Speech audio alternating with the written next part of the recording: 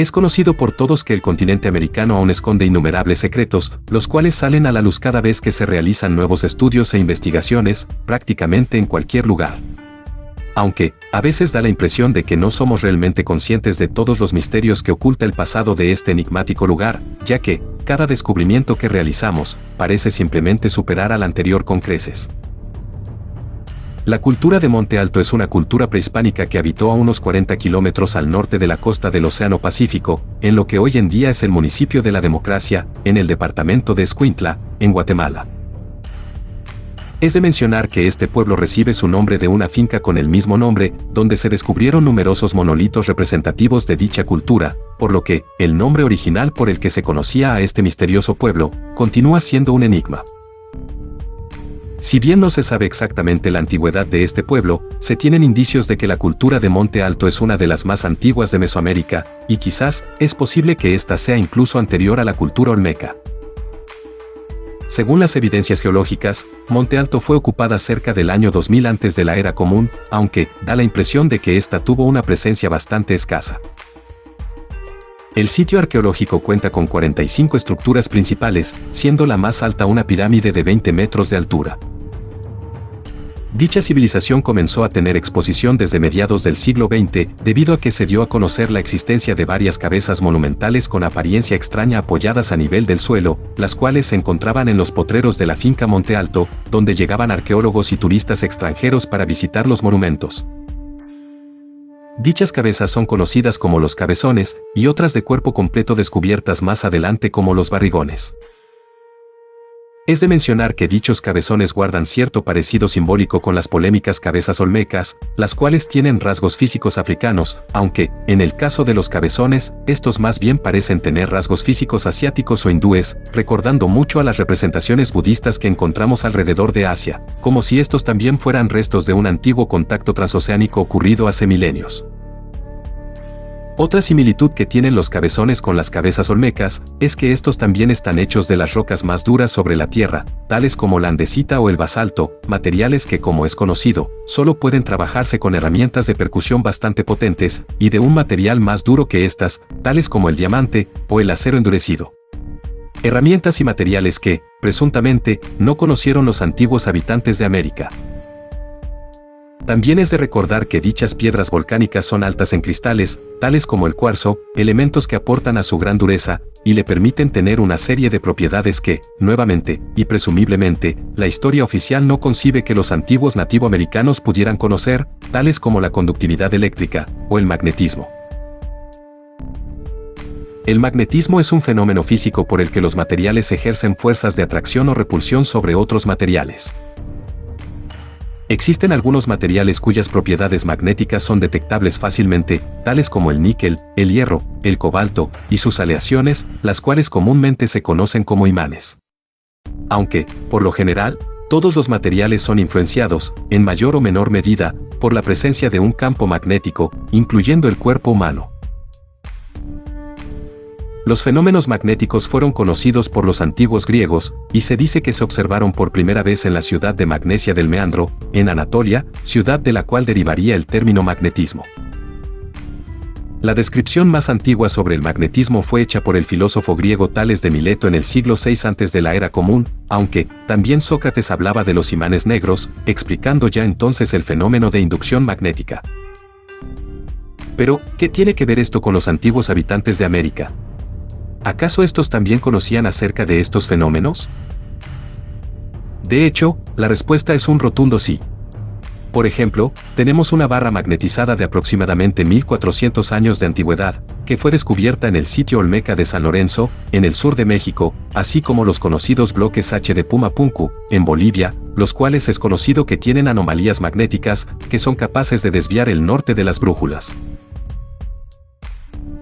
Durante investigaciones realizadas en la década de los años 70, se descubrió que muchas de las esculturas de Monte Alto son magnéticas.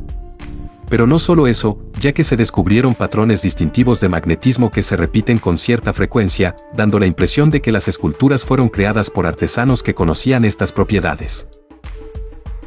De ser así, esto convertiría a las esculturas de Monte Alto en los artefactos magnéticos más antiguos que se conocen en el mundo, aunque difícilmente escucharemos de estas en los libros de historia que se estudian en los institutos.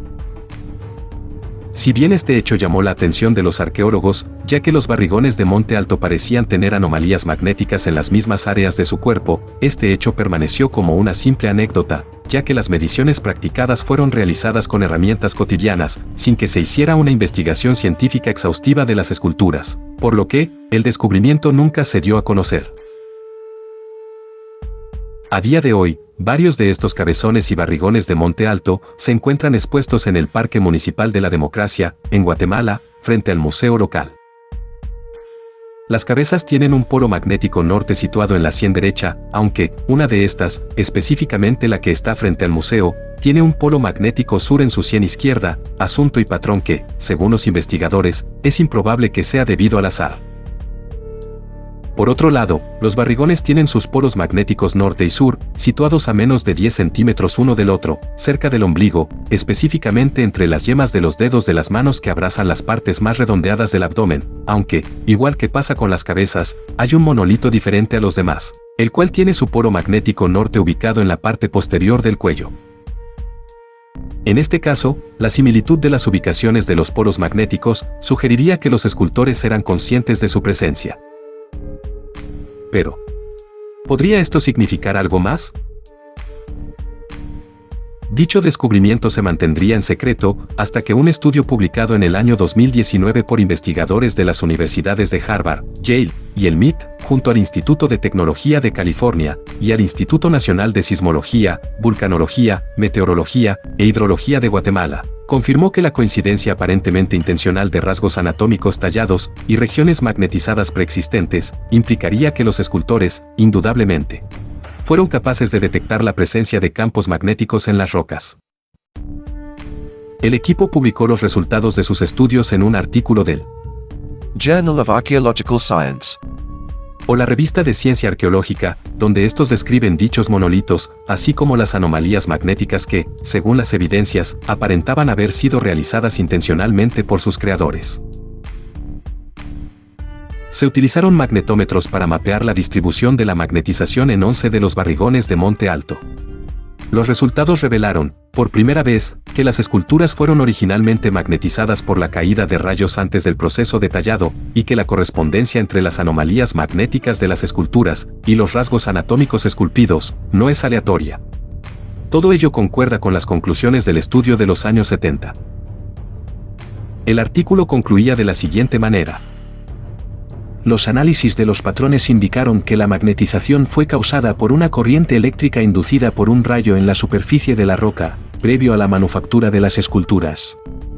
De igual manera, la colocación intencional de ciertos rasgos anatómicos y las regiones preexistentes magnetizadas implica que los escultores tenían conocimiento del magnetismo y que poseían alguna clase de método o herramienta que les permitía detectar la presencia de campos magnéticos anómalos. Las mediciones de los campos magnéticos sobre las esculturas mostraron que las áreas anómalas eran suficientes para desviar visiblemente la aguja de una brújula, suspendida a 10 centímetros de la superficie. Según los investigadores, estas nuevas evidencias refuerzan la comprensión sobre el conocimiento del magnetismo en la Mesoamérica prehispánica y confirman su uso por las primeras civilizaciones que habitaron la región. Pero, ¿para qué lo utilizaban? Para entender esto, debemos comenzar por el propósito de los monolitos para los antiguos, los cuales, en muchos casos, eran representaciones de sus divinidades, mientras que, en muchos otros, se les atribuían toda clase de poderes místicos, tales como servir de oráculos, para sanar dolencias, y para practicar la meditación espiritual. Si bien esto pudiera parecer demasiado fantasioso, cierto es que se sabe que las frecuencias magnéticas, vibratorias y sonoras afectan la salud y las emociones, y pueden en algunos casos afectar severamente el comportamiento humano, tal como en el famoso proyecto desclasificado de la CIA conocido como MK-Ultra, y en las propagandas nazis a cargo de Joseph Goebbels, donde se utilizó una frecuencia de 440 Hz en la música, con el fin de lograr que las masas siguieran un patrón de conducta predefinido, tal como se evidencia en la mayoría de la sociedad actual. Pero, ¿acaso también se pueden utilizar estas frecuencias para el beneficio del hombre? Es de conocimiento público que el sonido resuena a través del cuerpo humano, y a día de hoy, son varios los estudios que sugieren que la práctica a largo plazo de la meditación, acompañada de ciertas frecuencias, puede esculpir el cerebro y provocar que las personas sean más pacientes, emocionalmente equilibradas, inteligentes, intuitivas y creativas. Aunque, lo anterior solo sucede bajo la influencia de frecuencias más calmadas y bajas, tal como la de 432 Hz, la cual sería la vibración natural de nuestro cuerpo, así como la frecuencia de 111 Hz, la cual es conocida como la frecuencia sagrada.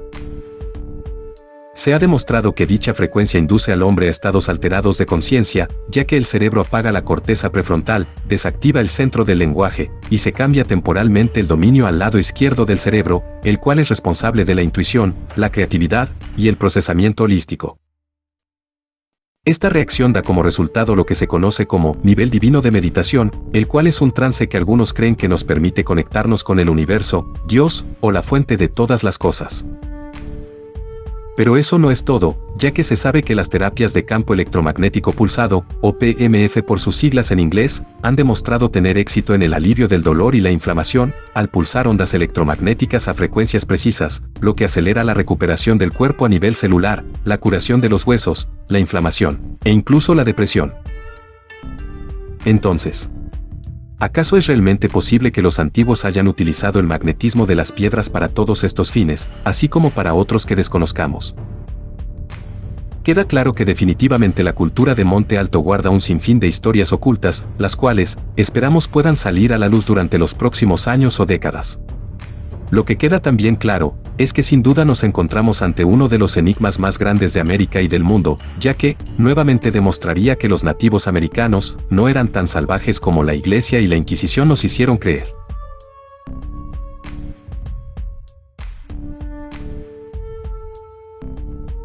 Si te gustó el video, apóyanos con un like, suscríbete al canal y activa la campana de notificaciones para no perderte más misterios arqueológicos, mitología, historia y ciencia. Dale un vistazo a los demás videos del canal, quizás te puedan interesar. Asimismo, puedes considerar hacerte miembro para apoyar al canal a crecer y a hacer mejores videos. También recuerda suscribirte a nuestro otro canal, El Ojo Abierto. Muchas gracias por quedarte hasta el final. Y sin más. Hasta la próxima.